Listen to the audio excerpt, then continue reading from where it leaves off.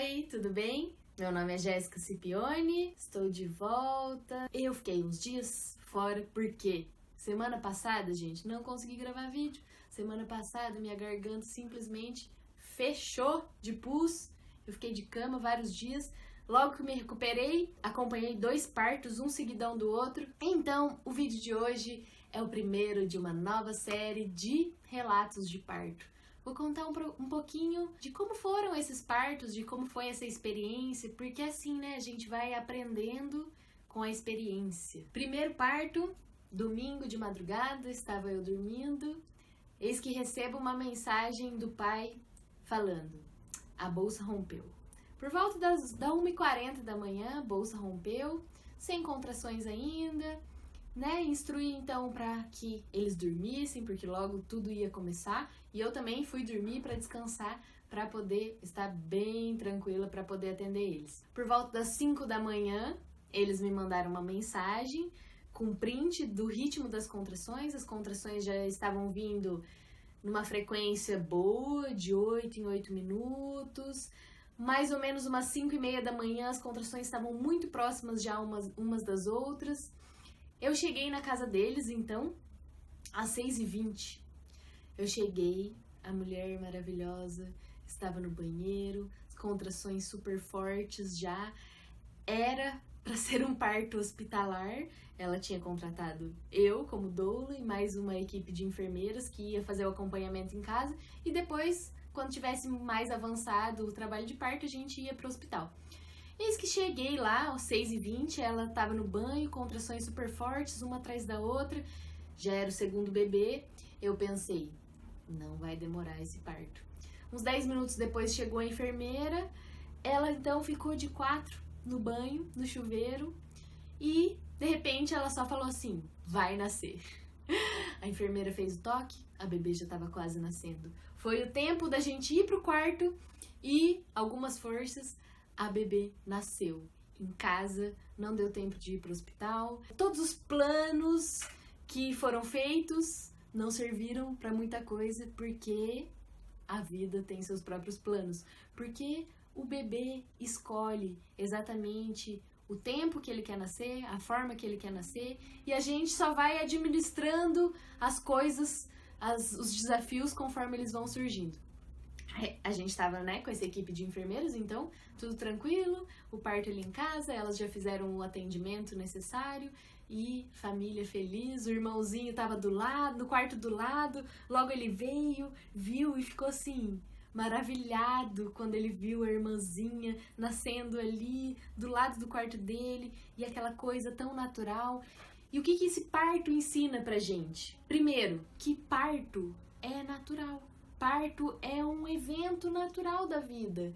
Antigamente era assim, antigamente as pessoas tinham as suas rotinas de casa, de trabalho, e em determinado momento o trabalho de parto começava, o bebê nascia e logo em seguida seguia-se a vida normalmente.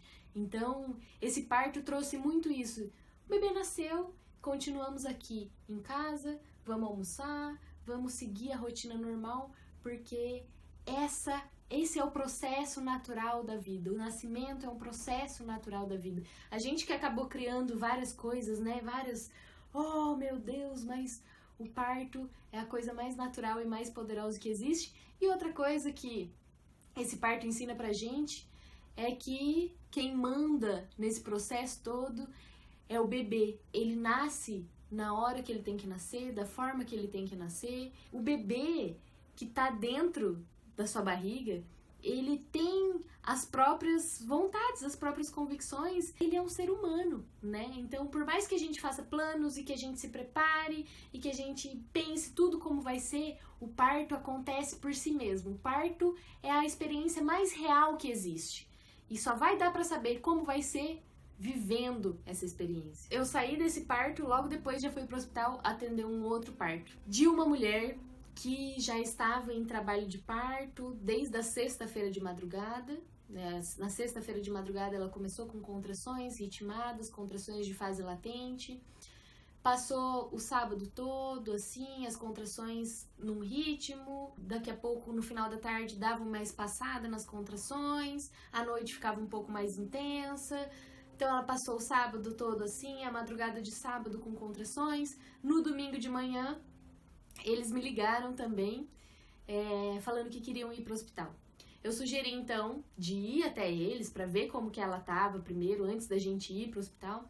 E cheguei lá, percebi que ainda estava nessa fase latente, que a gente ainda podia ficar mais tempo em casa, apesar das contrações estarem em um ritmo frequente já há bastante tempo, não estava evoluindo ainda disso, ainda estava nessa fase latente mais prolongada, e a fase latente realmente é uma fase que pode demorar muito. Por isso que é importante saber identificar o melhor momento de ir para o hospital, porque ir para o hospital numa fase latente pode ser muito cansativo, pode ficar muito tempo no hospital, pode começar a desencadear processos para acelerar um trabalho de parto que na verdade só demanda espera. Então fui até eles e fiquei ali a manhã toda tranquilizando e ajudando eles a lidarem com essas sensações todas. Fui embora, porque nessa fase latente não tem muito o que fazer, a não ser esperar. E esse foi o maior aprendizado desse parto.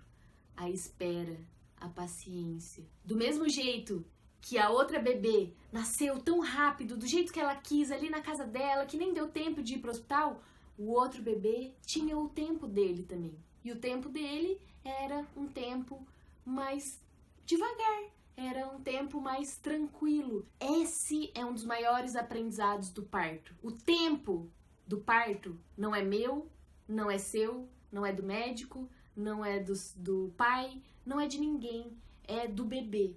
O bebê tem o seu tempo de nascer. E o maior desafio é entender isso e conseguir esperar, conseguir ter paciência para esperar o tempo desse processo. Pensa que a gente vive aqui num tempo, a gente tem noção de horas, de relógio, de passagem do tempo, de dias. O seu bebê que está dentro da sua barriga, ele não sabe de nada disso. Ele vive um outro tempo, que é um tempo biológico. E esse tempo biológico, para cada bebê e para cada mulher, vai ser de um jeito. Então a gente tinha que esperar. Fui embora, ela passou ainda mais uma madrugada, né?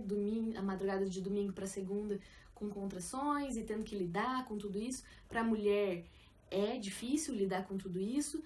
O maior desafio é o cansaço nesses partos que tem uma fase latente mais prolongada. O maior desafio é o cansaço, então por isso é muito importante tentar descansar na medida do possível, mesmo que não seja dormindo, né? Que você não consiga deitar e dormir uma noite de sono, que você encontre posições para que você consiga descansar o seu corpo, porque, né, é um processo que demanda bastante do corpo. Na segunda de manhã, eles me ligaram, ela já estava exausta e aí sim ela queria ir pro hospital. A gente foi pro hospital, nesse meio tempo o outro bebê nasceu, fui lá, atendi eles, depois então voltei na segunda de manhã para atender esse outro casal e ficamos na segunda-feira o dia todo no hospital, o trabalho de parto evoluindo de forma lenta, de forma devagar, um passinho de cada vez. E essa é a outra coisa muito importante. Num trabalho de parto como esse, se não tem um preparo, tanto da equipe quanto do casal, esse é um dos casos que gera aquela frase famosa: eu não tive dilatação. Por isso que a gente fala, não existe não tive dilatação.